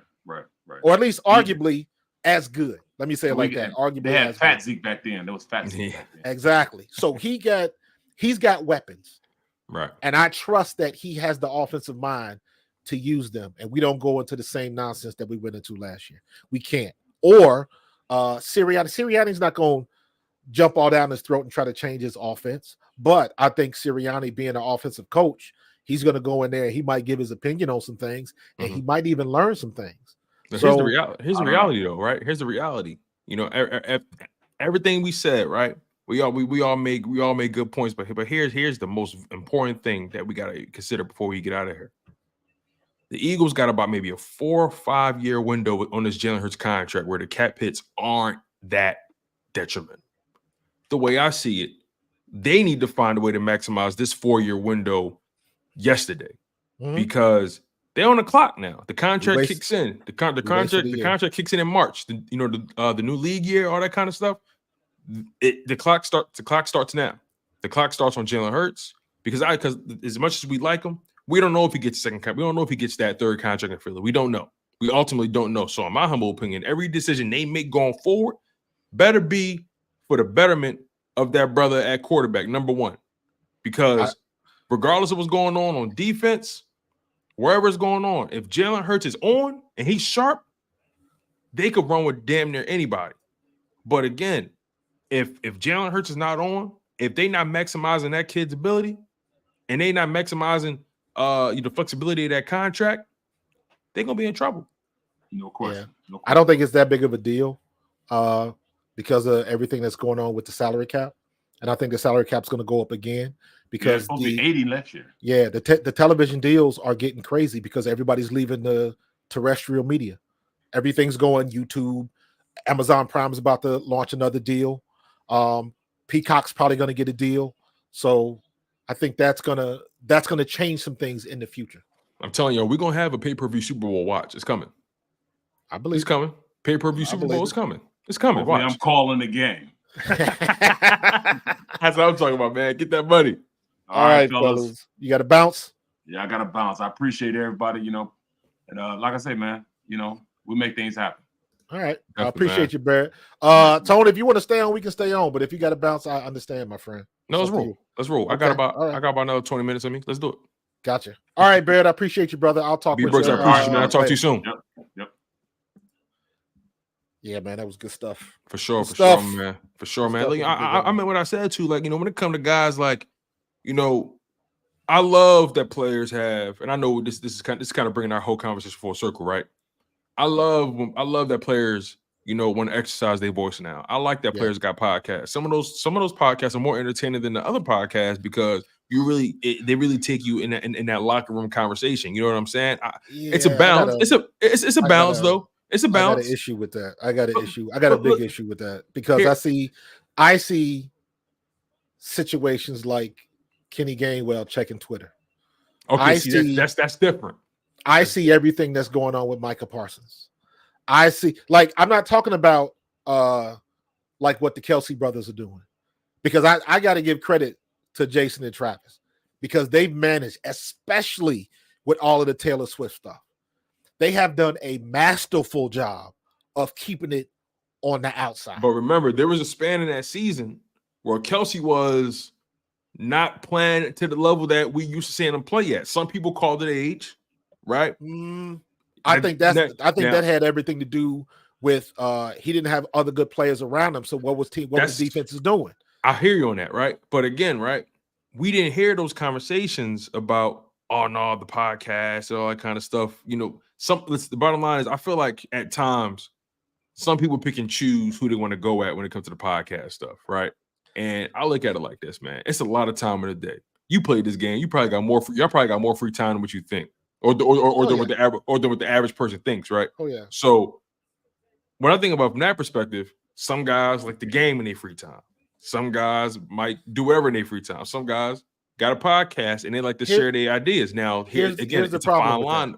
Let me put a button on this point, then I got you. Okay.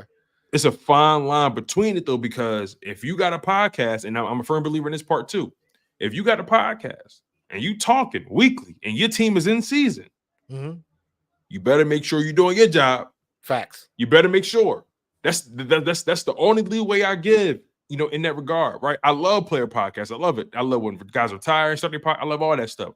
But you better make sure you doing your job to the best of your ability, because if you not, you leave it open for people like Coach Markus to say, I don't like that podcast stuff, because now are you as locked in as you say you are?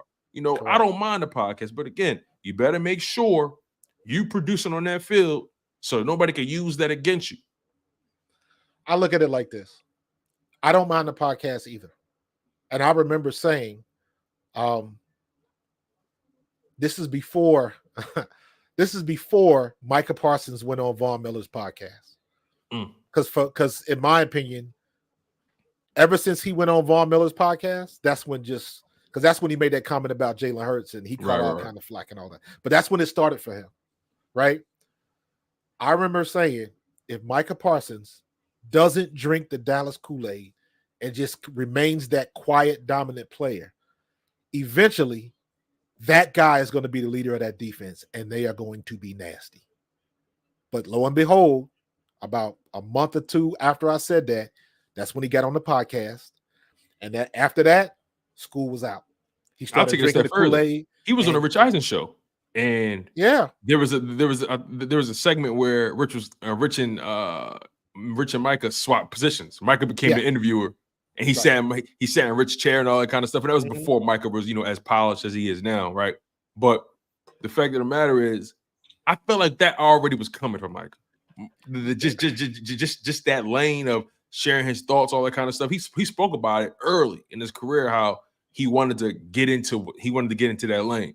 So I kind of felt like his situation was like a foregone conclusion. It was coming. It was just a matter of time. And again, being in Dallas don't make it easier either. Nah. But here's the problem when they talk too much. Number one, like you said, they better be about their business. But you leave yourself open. You do. Because now you got CeeDee Lamb's mama saying something. Now you got Micah Parsons' brother saying something. There is an element that you cannot control. Agreed. And I think that's a lot of players' problem. They think they can control every part of it, and you can't. They can't. Once you open that door, it's open.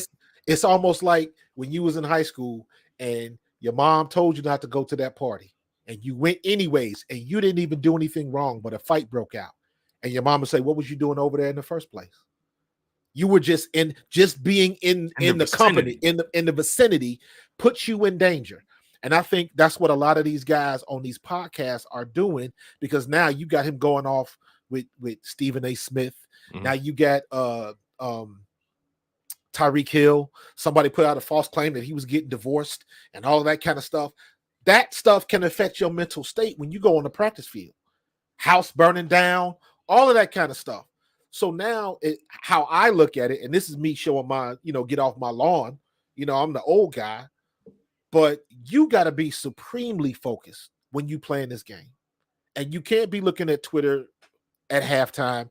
You must be completely focused. And that's why, again, to your point, I will give all the credit in the world for A.J. Brown shutting everybody down, closing down the social media. And people don't know how to react to that because they don't know what to write. They panic. Mm-hmm. But you have to do that. And the problem is now that these podcasts are paying top dollar. Anything they lost in incentives in their contract, they can make it up on that podcast. So they're taking that risk. They're taking that risk, man. Do you think it's this is interesting because you said something, right? The fact that when you play in this game, football in particular, it takes a supreme level of focus, right? I want to ask you this. Do you think it's easier for the NBA guys to have their podcast versus the NFL guys having their podcast? Like, do you think there's a difference in how those guys are treated with their podcast versus the NFL guys? I mean, I feel like NBA guys in their podcast get way more grace than NFL guys in their podcast. I mean, you let me know what you think. They do, and also they play 85 games.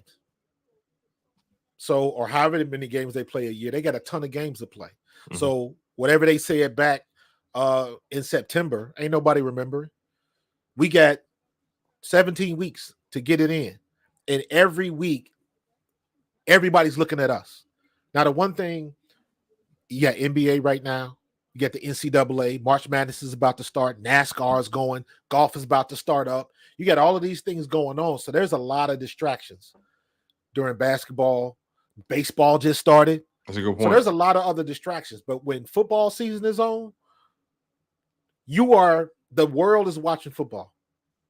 So there's a lot more eyes on us. And I think there's a lot more fans and a lot more games that the NBA has to deal with. They still go with their nonsense too, because I mean, look at what Ja Morant had to go through, and some other people. So it still filters out, and maybe their focus is a little bit different because they have so many games. I only scored 20 this week. I got to get back up to my average of 32 next week when we play the Hawks or something.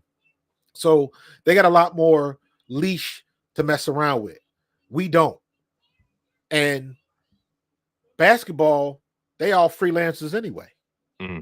We got to play a team game because if we screwing up, one play that you're not focused on can mess up the whole thing, can cost you a game, can cost you a playoff spot. Facts. So I think it's a little bit easier with basketball because they have so many games and not so much with football. Because, I mean, with everything that's going on and now, with so much talk on these podcasts, and you still have the element that you can't control. So what happens when somebody, just like you saw with CeeDee Lamb and his mama and all of that kind of stuff? And the first thing I thought of is like, it's going to be no time at all before some Dallas fan going to become cussing her out.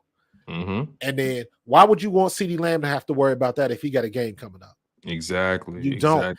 That's and why that stuff hit homes, man. It hits home. Yeah, that's why, with AJ Brown going on WIP and clearing, trying to, clear the air, I'm not mad at AJ Brown for doing it because one, AJ Brown don't got a podcast, right? So he don't have too many opportunities like guys that do have podcasts to set the record straight on their own terms. Right. I listen, people got their own opinion about AJ Brown doing it. When I listen to every minute of it, I ran it back twice. Yeah. And guess what? We in the off season. Yeah, and in the offseason, I felt like he conducted himself very well. He was passionate. He was emboldened, and I felt like there was moments in that conversation where he was able to say, "Okay, I understand what you're talking about. That makes sense." You know what I'm saying? So, I have no problem with doing that. I don't think AJ Brown is anything close to what Terrell Owens was as a Philadelphia. I don't think he's nothing like that. I thought that was totally disrespectful by Big C. Totally. Yeah, I mean, and that's my guy, man. But and it's my guy. But I don't. And people see me on that platform before. Mm-hmm. I don't agree with everything he say. You know what I mean? But ultimately, I think AJ Brown is looking at it like this. Look, I grind here. I put my best foot forward. I'm a hard worker. Y'all know when I'm on the field, I get it in. It's just that everything crashed so fast on that team. See, when you start out 10-1, see, 11-6 is not a bad record. But when you start out 10-1 and then you end the season 11-6, now we got some real questions. You feel me? So yeah, and I think that's why everybody looked at the Philadelphia Eagles as a team that was just imploding on itself. Right. That's fair. Go ahead. That's fair. But I look at it. Let me present it like this. Okay. Just imagine that time in your life, because everybody goes through this. You going through something. You ain't said nothing to nobody, but everybody can see it on your face. The people that are close to you can see it on your face. And that's me. Right. But listen, Coach, I'm telling you right now, my wife will tell you. You see it before I say it. But pause right there. Now, if anybody can see it on your face, somebody from the outside comes in and says, something's wrong with you. Let me tell you what you should do. Let me tell you what the problem is. They don't know what the situation is. That's the problem AJ Brown has. When you got an outside source trying to come in and tell you what the issue is, and they so far off base, but they 100% down that they know what the problem is, and they don't. That's the stuff that gets on your nerves. Like, why are you talking to me? You don't even know what's going on. Get out of my face. But those are the people that got to write the stories and they make up the stuff. And that's the last thing you want to hear is if you're going through something, you're trying to figure something out, and you got somebody on the outside coming up with some nonsense. And you looking at them like, really? Like, why now? Why would you do this now? And it has nothing to do with what the real issue is. Or what's the real issue? None of your business. That's the problem. That's why AJ Brown is somebody that'll get pissed off the way this situation is going, because again, to your point, he did 100% the correct thing. He didn't say anything, and the media lost their ever-loving mind because they had to make and they had to make something up, right? And that's when trading rumors start to come out, all that kind of stuff. It's Exactly. so funny, it's funny. I've broached this topic many a times, right? Not big, and let me preface it with this. I'm an AJ Brown dude. I love AJ Brown. I would love to have AJ Brown retire here. I would love to have Devontae Smith retire here, right? Those are, I feel like they're the two best wide receivers the Philadelphia Eagles have had on paper. Absolutely. That's just my humble perspective. But listen to this, right? With the salary cap going up, and it is going to provide teams more flexibility. At the same time, those player contracts are going up too. The market is constantly being reset. So I say all that to say this. As much as I love AJ Brown, and this is me beginning to transition to a new a new theory or new concept, and I definitely want to get your opinion on this, right? The trade rumors that came up for AJ Brown came up, from a baseless perspective. But I want to approach it from this perspective. I can't think of too many teams who are paying two wide receivers north of $20 million a piece. There's no team in the NFL doing that right now. Now, granted, the Bengals just franchise tagged T. Higgins. He's gonna be making $21 million this year on the franchise tag. Jamar Chase contract coming up, so we don't know how that's going to go at the end of the day. Right. But I say all that to say this: as much as I love AJ Brown, as much as I love Devontae Smith, Devontae contract coming up. AJ Brown, he making $25 million a year right now. We talked about maximizing this Jalen Hurts window. What are the God honest odds of the Philadelphia Eagles being able to maintain the Jalen Hurts contract? On top of that, Landon Dickerson coming up, the Jordan Mailata re-up is coming up soon. Things of that nature, right? When you think about it from that perspective, what are the odds of this team, this organization being able to pay two big-time wide receivers like that north of $20 million a piece and being able to sustain that? And I think, and that's the perspective I always approach the AJ Brown situation from. How plausible, how likely is it that they can carry both of those contracts and still be able to build out your roster properly? And that's why I've always said to myself, I don't know, as much as I love AJ Brown, I don't know if he's going to be able to retire here because of the way the money is growing. It's growing fast for everybody. Right. And he probably won't, unless it'll be a situation like BG or one of the other Eagles that want to give a hometown discount. I'm not saying he'll do that, but the reality is there are some options that he may have and the things that we can do. But the window is closing because of that. Because you got to pay somebody, and somebody got to be let go. Period. Because you can't just give a $20 million contract to everybody. Right. So I think they're going to cross that bridge when they get to it. Right. To me, that's why I say I got faith in Howie Roseman that he's going to elongate that situation as long as he can. He's going to maximize it as much as he can, and it's going to be good until it isn't. And then when it isn't, we're going to have to make a decision. We would probably look at Devontae Smith because he's younger, and that makes sense. And you draft him. Right. And if AJ Brown wants to go and get his bag somewhere else, that's his right. And everybody comes to that situation. I look at what happened with Miles Sanders. But here's where I look at it. AJ Brown seems to me like the type of player that you want to make sure he can stay around. Figure out a way. Might not work. It might work, but at least you give it your best effort. But at the end of the day, what it's going to come down to is AJ Brown. Do you want to win or do you want to get your bag?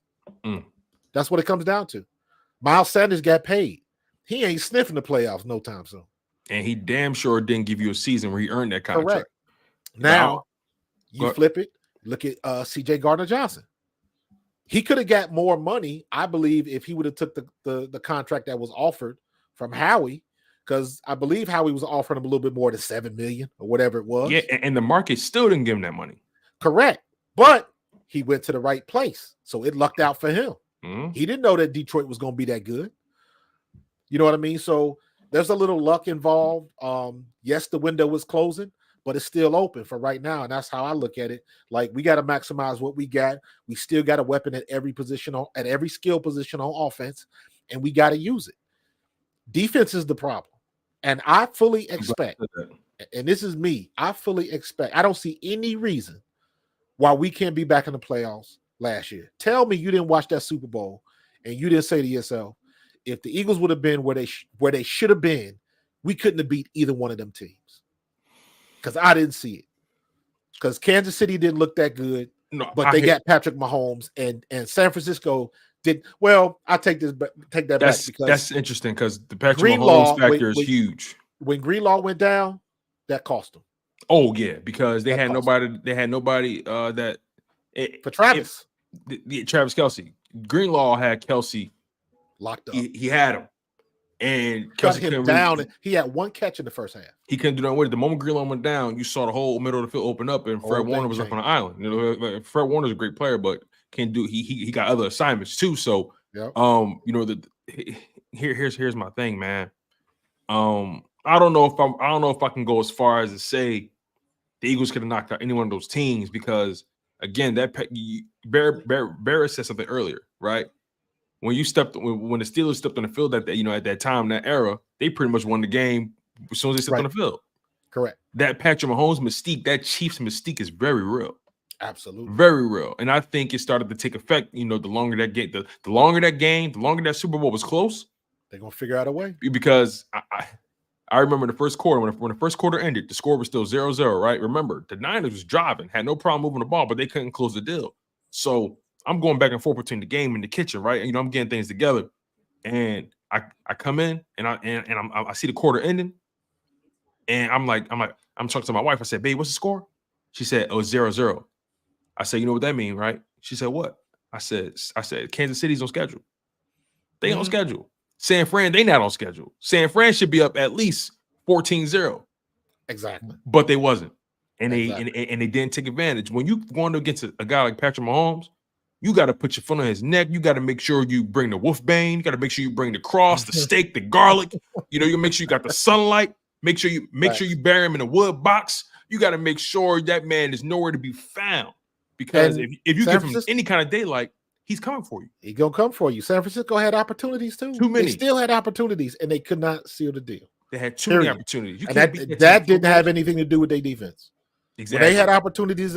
How many times did CMC fumble the ball this year? But he fumbled in the Super Bowl. Mm-hmm. How many times did they have special teams mistakes? Not one. They had one in the Super Bowl. Mm-hmm. That mistake is real. The on paper, San Francisco 49ers, without question, was the better team, except in two spots: the quarterback and the coach. Yep. And so as much as a guru that everybody want to say Shanahan's what, 0-3 in the Super Bowl? Yeah. When he's the primary offensive mind. Yeah, you're right. So and another thing is they're going through the same stuff because how many of their coaches got cherry picked? Mm-hmm. That's a big fact, and they ended up firing Wilkes, which I don't, which I didn't agree with, and that's a whole other conversation. I think Wilkes may have got fired for the Detroit game. I feel like they've been wanting to get rid of him. They're just looking for a reason. And it started in that Minnesota game. That's when it started. But here's the thing, though, right? The defense was better than when you see that if you remember in that Vikings game, that all-out blitz they called, the one that he got ripped for. Yeah. If you notice, the DB had the ball in his hand. He got stripped by the receiver. Exactly. So at what point do we hold, and we talked about this earlier, player accountability versus the coaching accountability? It's easy to say he called the wrong play, but the DB made a play. And then he lost the play. So it's lazy, and I just feel like they was looking for a reason, to move on from Steve Wilkes. But bringing it back to the Eagle side of things, right? I look at it like this, right? That offense is talented, and they got guys on it, and I'm not really worried about them, in the grand scheme of things. But I'll say this, right? There's going to be days where offense may not have it. You played this game. Absolutely. There's going to be days where the offense they just don't have it. They ain't got that same punch. It's the NFL. It's the nature of the game. You know what I mean? It's hard to bring your A game every single week when you're dealing with injuries or maybe a tip ball. Maybe the ball bounced off of your wide receiver hand. He wide open, but a DB catching. The next thing you know is a pick six. There's so many things that can go wrong on that offensive side of the ball, right? That's outside of your control. And I think right now, the Philadelphia Eagles, they need to do anything possible to get that defense from being one of the worst to at least being ranked 15th or 14th in the NFL. Because I don't think they can go from being one of the worst defenses in the league to being a top 10 defense all of a sudden in one offseason. I don't think so. I think at bare minimum. Listen to this though. I think at bare minimum, they need to hope and get that team to be in middle of the pack, right? Because again, at bare minimum, that's reasonable. Because if that defense cannot be competent or even serviceable, the Eagles are going to lose a lot of games because again, your offense, and you played this game, the offense can't do it every week. No, it's going to be games where your special teams make a play, or you need your defense to make a play. Right. Offense not going to be able to do this thing every single week, and that makes me nervous. As of right now, today on February 25th, I think the Philadelphia Eagles right now are about a 8 or 9 win team. Because again, there's going to be those. The schedule is pretty solid. I mean, we don't know how it's going to lay out, but the teams they playing, those teams are going to improve, in my opinion. I just look at it like this. Those 8 or 9 games that I'm talking about, the offense gonna get you those, but those extra 2 or 3 wins that can turn you from being a 9-win team to a 12-win team, there may be those games where the defense need to make a play or two. And right now, that's the biggest question mark with the Philadelphia Eagles, that defense. I think we'll be okay because I think if Vic Fangio can go down to Miami and make them a top 10 defense, I think he can do the same thing here. And they have more talent than us. Is it fair to say that? More talented top to bottom on defense. Yeah, but here's my thing. Our biggest X factor is what's going to happen at linebacker, period. Yes. Agreed, I think 100%. we got enough experience and youth in the secondary that we'll be okay. As long as we don't have that rash of injuries like we had last year. I think it's understated how bad it hurt when Avonte Maddox went down. So I don't trust him anymore, Marcus. I don't trust him. I'm with you 100%. But when he went down, he was that dude that we needed in there. Yeah. And we didn't have him anymore. And we we just couldn't get it together. And then on top of that, the whole situation with the linebackers. We signing linebackers and they retiring to build houses and then change their mind and play for Pittsburgh and all that, Miles Jack and all of that kind of nonsense. And even I thought that Cunningham and Nick Moreau were at least playing respectably. Because it was like a 3 game. Until when? I want to hear what you say. I know what you're gonna say. Until when? Because you're right. There was a span where we all were saying, okay, Morrow and Cunningham, they starting to stabilize this thing. They started playing well together. It wasn't perfect, but it was okay. It's starting to move and become something. And we all acknowledge that. What changed, Marcus? What changed? Was that when Morrow got hurt? Or no, Cunningham got hurt, didn't he? And Beyond Morrow was left on the island. I'll take it a step further. The moment Nakobe Dean came back, they started force feeding us Nakobe Dean. Right. You saw them rotating linebackers. I'm like, hold on, wait. There was a point where I think they got caught with 12 men on the field because they trying to get linebackers in and out. Yeah. Why are you force feeding us Nakobe Dean? I don't mean no harm. He's not ready. No, he's not ready. Right. They put him in a bad situation this year. I think we may have talked about that. I don't even know if he's a good player or not, Marcus, because he ain't been on the field enough. He's been on IR twice in 1 year. An injury with the same foot. You forced him into a position. He was already an undersized linebacker that came into the league with health issues for one, right? And then he goes on IR twice in one season, and you make him the green dot, a guy who hasn't played on this level. You make him the green dot. Me personally, I feel like the most logical transition was re-sign TJ Edwards, bring in Nakobe Dean as the off-ball linebacker. And then if you want to move him from TJ maybe a year or two later, then Nakobe can have that experience and become your Mike. Yeah, but they got cheeky. they got cheeky. They got cocky. You know what they said? They said, no, I got Nakobe Dean. He can do the job. So not only does he have to prepare different because now he's the starting linebacker, but also now he has to make the calls as well as one of the youngest guys on the defense. You want to put that on him too? I don't think Howie's going to make that mistake again, though. They put him in a bad situation. And then, again, he gets hurt. Morrow and Cunningham start to figure it out. You know what they say? Oh, Dean's healthy? All right, Morrow, bye-bye. Yeah, and that you're absolutely right. Because as soon as Dean came back and they started rotating, because Dean and Moreau were playing good for a minute. Cunningham and Moreau. I'm sorry. They were playing real good for a minute. I was surprised. I was surprised too. It was good until it wasn't. So exactly. I think we might draft one linebacker, but I think they're gonna bring in some quality veterans. They're not gonna bring in somebody that's hurt like Shaq Leonard. That was a failed experiment. I honestly don't think Kevin Byard is that bad. I think the scheme was that bad. But Kevin Byard was out there lost because he didn't know what the hell they were doing. And I think if we would have the whole Desai Patricia thing was absolutely horrible. So Absolutely, my man. But I couldn't agree with you more. Look, the bottom line is this team enters this offseason with a lot of questions. Yeah. And not enough answers right now. It's a lot of unknowns. But overall, I'm always excited about football. I'm always excited to talk about it. And I'm looking forward, to the combine, looking forward to free agency, the draft, because their first move is going to tell us a lot. Yeah, but here's the thing, though. The whole linchpin to the draft is going to be what happens with Chicago. And then yes, I agree with you 100%. I've been talking about that because I think Justin Fields, I think they're going to move him. I think they are. And I think he ends up in either Pittsburgh or Atlanta. Don't forget about New England. New England got that number 2 overall pick, right? Or number 3? Ain't they top 5? Number 3. You think so? You think they do a swap and take Fields? No, what I think is if Chicago, whether they trade the pick or take the pick, whatever they do, either they are going to trade the pick or New England's going to trade the pick. Something's going to happen in 1 or 3. That's when the draft starts. And that's going to start a domino effect of things. It's going to change everything. Exactly. And that's what I'm saying. But that's what Howie does best. I wouldn't be surprised if we end up with like 4 or 5 draft picks before he's all said and done. So maybe we'll get a linebacker.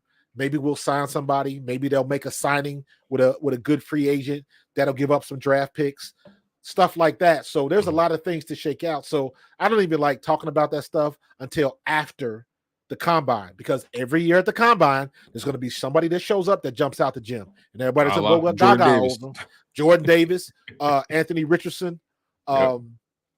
It happens every year. So once the combine is done, then we'll kind of see how everything starts shaking out. I think it might be a lot of subterfuge on Caleb Williams, because he's not as good as everybody thinks, but he's definitely not as bad as everybody thinks. I'm very much where you are. But I definitely think Fields gets moved. I think that right. I think that's not a question. But here's the thing, though. I want to see him. I want to see him at Pittsburgh. That's where I want him at. What if you keep Fields and then get Marvin Harrison Jr.? That's a good point too. But here's the thing, though. That's too simple for Chicago. Exactly. It's too simple.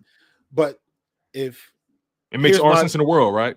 But if Chicago trades the pick, they could trade back and still get Marvin Harrison.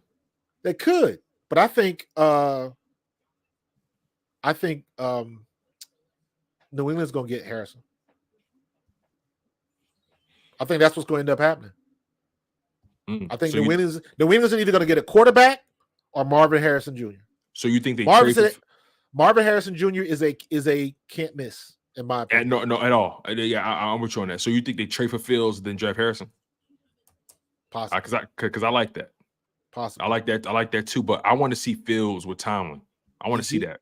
Fields is used to playing in the cold. He was in Chicago. That's true.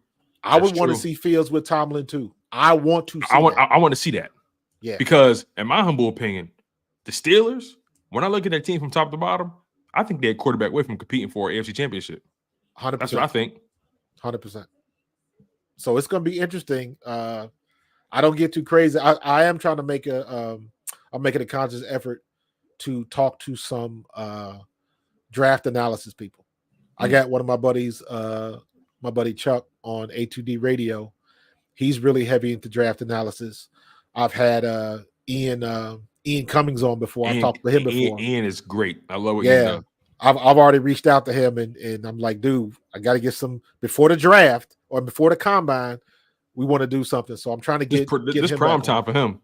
Exactly, he getting a lot of calls. We in mock draft season, so so there's a lot of stuff that's going on, man. But I'm trying to pay attention to everything, dude. I'm trying to, bro. I just had my best video ever. I had 60,000 views, man. Congratulations, my brother. Talking about Ryan Clark. Yeah, it's always the videos we least suspect. Dude, it's always those. I did a Ryan Clark video. I got 68,000 views already. It's always the ones we least suspect, man, for sure. Yeah, man, it's something you did, but listen, the bottom line is, man, the work you put in definitely doesn't go unnoticed, big dog. I respect it. I love appreciate it, brother. I always appreciate you reaching out to me, man. You always maintain that line of communication. Yeah, man. You got an open invitation, brother. Whenever you want to come on, talk, you want to promote whatever you got going, just let me know, bro. You got it. Yes, sir, my man. I appreciate you now, and I'm grateful for you, my man. Thank you. You got it, man. Have a good week. And I'm sure there will be more NFL news coming soon. All right. Yes, I appreciate you guys for joining me. Jason is one of my buddies I used to work with at the Apple store. Appreciate you, Jason. Bow316, he's been following me for a little bit. 88 SMC, he's been in the chats, man. I appreciate everybody, man. We growing. I appreciate your support. I appreciate your feedback because I don't know everything. And if you're the smartest man in the room, find a new room. All right, fellas, I'm going to get out of here. I appreciate you. Go Birds.